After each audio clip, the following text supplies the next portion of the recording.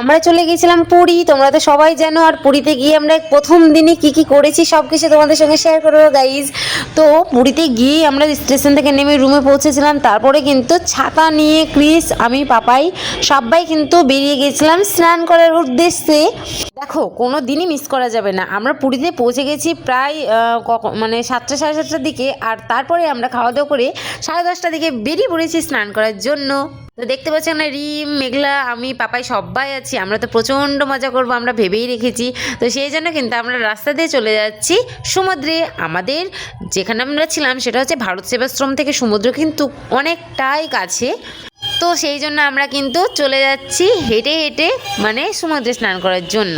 আর এই যে হচ্ছে আমাদের ভারত সেবাশ্রম। তো তারপরে কিন্তু একটু ছাতা নিয়ে নিয়েছি, কারণ আমাদের ক্রিস আছে ছোটো বাচ্চা, সবসময় ছাতাটাকে ক্যারি করতে হচ্ছে আমাদের। মানে প্রচণ্ড রোদ, তোমরা তো সবাই জানো সমুদ্রের কাছাকাছি কতটা রোদ হয়, কতটা গরম হয়।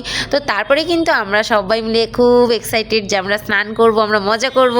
সমুদ্র মানেই তো একটু মজার জায়গা না? তো গিয়ে দেখি বাপরে বাপ, অধিকাংশ পশ্চিমবঙ্গের মানুষ কি পুরো মানে ভারতের অধিকাংশ মানুষই মনে হচ্ছে সমুদ্রে চলে এসেছে, মানে এত ভিড়। আর এখানে দেখতে পাচ্ছ বালু আছে, জানো তো?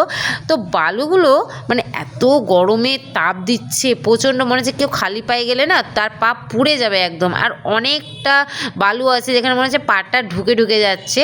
তো বেশ ভালোই লাগছিল। তারপরেও কিন্তু আমরা সবাই মিলে চলে যাচ্ছি। দেখতে পাচ্ছ যতটা এগিয়ে যাচ্ছি তত আনন্দটা মনে হচ্ছে বেড়েই যাচ্ছে, জানো তো?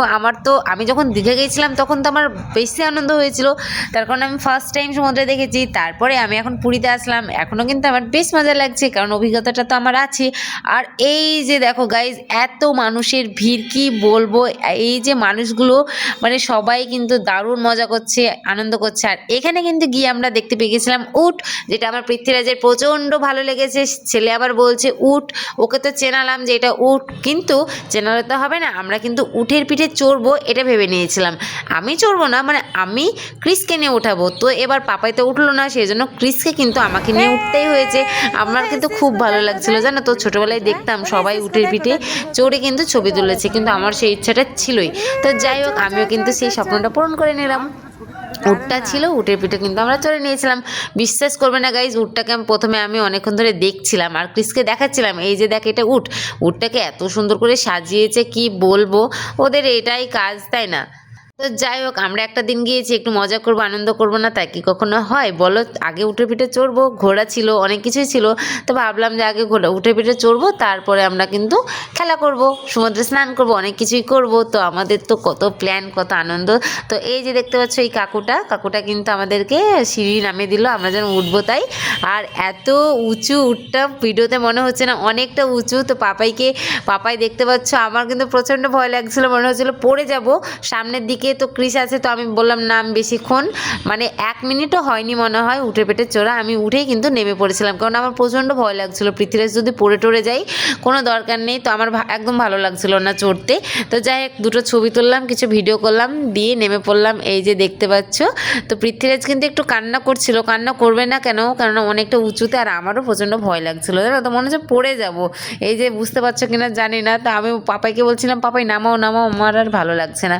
তো যাই হোক, তো পাপাই তো বললো কাকুটাকে যে নামিয়ে দেন, থাক দরকার নেই। তো আমরা তো তো না নেমে আসলাম। তো মনে হচ্ছে এবার ঠিক আছে, কারণ ওগুলো ছবি তোলার জন্য ঠিকঠাক আছে। তো যাই হোক, তারপরে চলে আসলাম এই যে দেখতে পাচ্ছি সমুদ্রের খুব কাছাকাছি। আমি তো এতটা এক্সাইটেড কেন বলো তো, কারণ আমার পৃথ্বীরাজ ছোটো সোনা, তো ওকে আমি সমুদ্রে স্নান করাবো, ও কি রিয়াকশান, ও কতটা মজা পায় সেটা দেখার জন্য। ওরে বাপরে, সমুদ্রে যেই নামিয়েছি ও তো প্রথম একটু কান্না করছিল, জানো তো? কিন্তু ও তো জল প্রচণ্ড ভালোবাসে, জলকে মানে বিশাল ভালোবাসে। ও যখন স্নান করে 1 ঘন্টা ধরে স্নান করার জন্য কান্না করে। তো এখানে কিন্তু সমুদ্র আসতে, এখানে কিন্তু একটা দাদার সাথে দেখা হয়ে গেছিলো ক্রিসের, যেটা কিন্তু ও মানে ওকে খেলাচ্ছিল। দেখতে পাচ্ছ ক্রিস কিন্তু ভয় পাচ্ছে।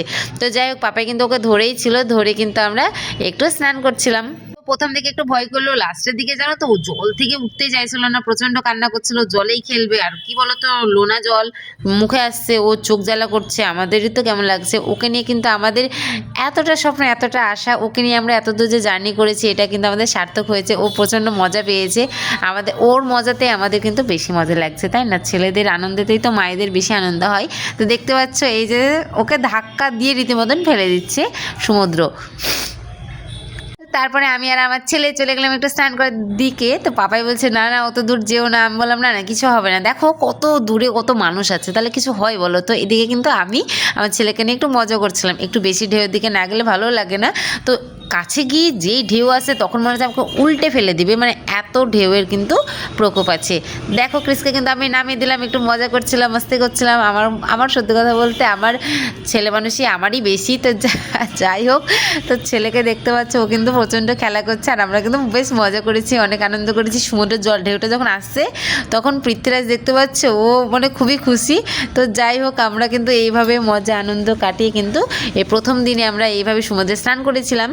তো সব কিছু তো তোমাদের সঙ্গে শেয়ার করব, তোমরা ভিডিওটা কিন্তু আবার লাস্ট পর্যন্ত দেখতে থাকো। আর যারা আমার চ্যানেলে নতুন তারা অবশ্যই আমার চ্যানেলটিকে সাবস্ক্রাইব করে দিও। কেমন তো দেখতে পাচ্ছ এটা কতটা স্বপ্ন থাকে না, ছেলেকে নিয়ে দীঘাতে আসা, পুরীতে আসা। তো আমরা পুরীর সমুদ্রে স্নান করতে এসেছি, তো আমাদের খুব ভালো লাগলো।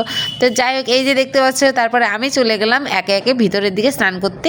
তো এই ব্লগটি এখানে এন্ড করে দিলাম। Tata, bye bye.